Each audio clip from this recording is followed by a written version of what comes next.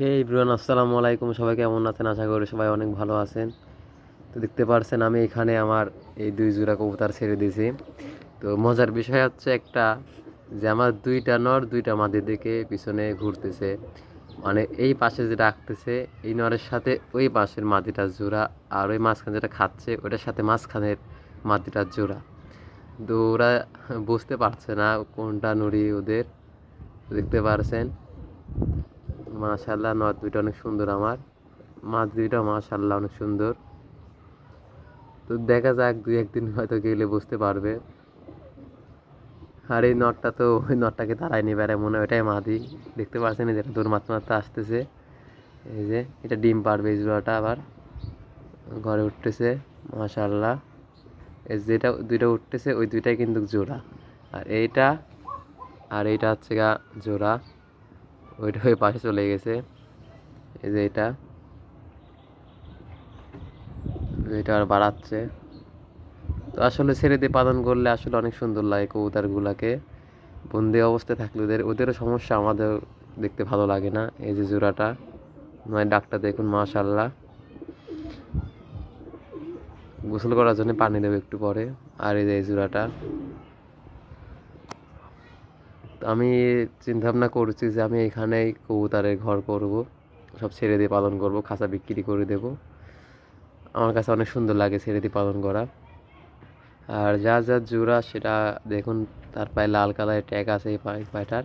আর এটার ট্যাগ দুইটা দুই কালার, কারণ ওইটার মাদি মারা গেছে, নরের মাদিটা, এই জন্য দুইটা দুই কালার হয়ে গেছে।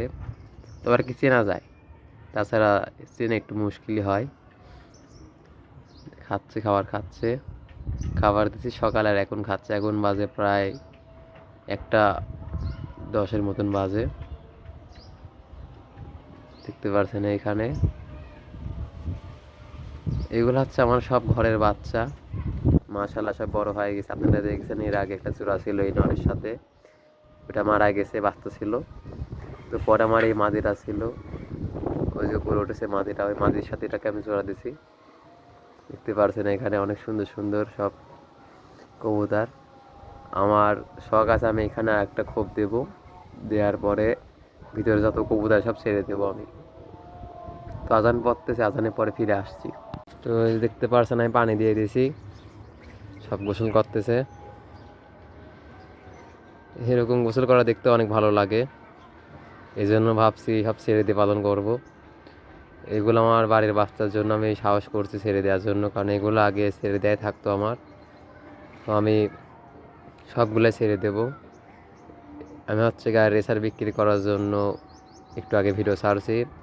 তো কেউ নিতে চাইলে ওইগুলা আমি বিক্রি করে দেবো। আমি শুধু রেসারের বাচ্চা কালেকশন করবো, আমার এক বন্ধুর কাছে আছে অনেক, ওইখান থেকে এক জোড়া বাচ্চা।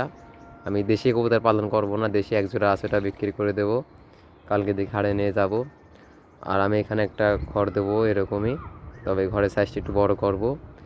এখান থেকে আমার এখানে শুধু থাকবে কোকা আর শাটিন, এই দুটো জাত আমি পালন করব।